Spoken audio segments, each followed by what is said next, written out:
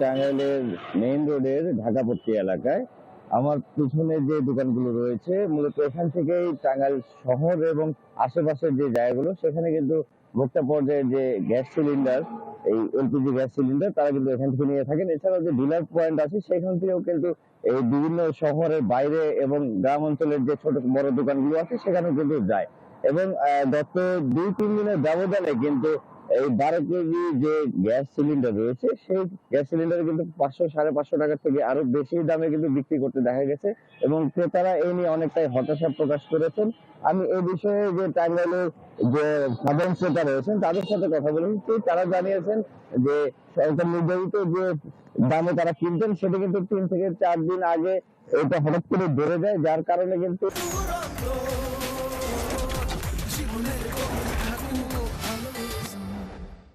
মূলত এখানে তাদের মধ্যে একটি ক্ষোভ দেখা দিয়েছে, তারা একটি হতাশার মধ্যে রয়েছেন। এবং আমি ডিলার পর্যায়ে যারা রয়েছেন তাদের সাথে কথা বলেছি, তারা জানিয়েছেন যে গ্যাস সিলিন্ডার যে সংকট, সেই সংকটের কারণে কিন্তু তারা ঠিকমতো এই সরবরাহ করতে পারছেন না, যে কারণে কিন্তু এখানকার যে সাধারণ ক্রেতা রয়েছেন, ভোক্তা রয়েছেন, তারা কিন্তু সঠিক দামে পাচ্ছেন না। এবং না পাওয়ার কারণ হিসেবে তাদের কাছে জানতে চাইলে তারা জানিয়েছেন যে গত প্রতি মাসে কিন্তু একটি দাম নির্ধারণ করা হয়, কিন্তু নতুন বছরে এখন কিন্তু জানুয়ারি মাসে দাম নির্ধারণ করা হয়নি। আর রবিবার বিকেলের নাগাদ এই দাম নির্ধারণ করার কথা রয়েছে, কিন্তু এর আগে হঠাৎ করে এই গ্যাসের যে সংকট, যে চাহিদা, সেটা পূরণ করতে পারছে না, যে কারণে তারা এই যে বসুন্ধরা, যমুনা, ভ্যাকসিন ফ্রেশ সহ অন্যান্য যে কোম্পানি রয়েছে সেখান থেকে যারা ডিলার রয়েছেন তারা কিন্তু অনেকটা বেশি দামে কিনে আনতে হচ্ছে, যে কারণে তারা বেশি দামে বিক্রি করছেন বলে জানিয়েছেন।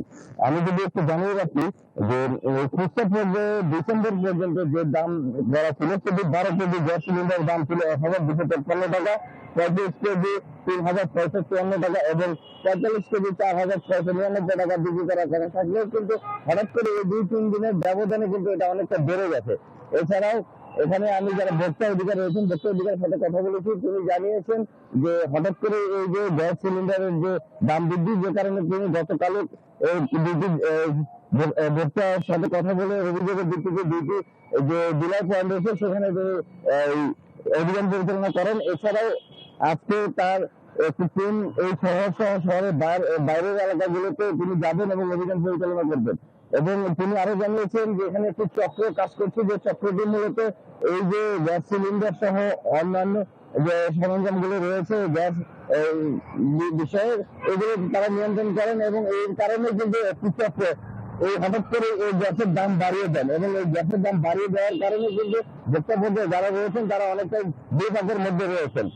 আর এছাড়াও আমি সাধারণ যারা ভোক্তা রয়েছেন তাদের সাথে কথা বলেছি। মাসুদ, ধন্যবাদ আপনাকে। দর্শক, গ্যাস সিলিন্ডার দাম বৃদ্ধির খবর জানাচ্ছিলেন আমাদের সহকর্মী।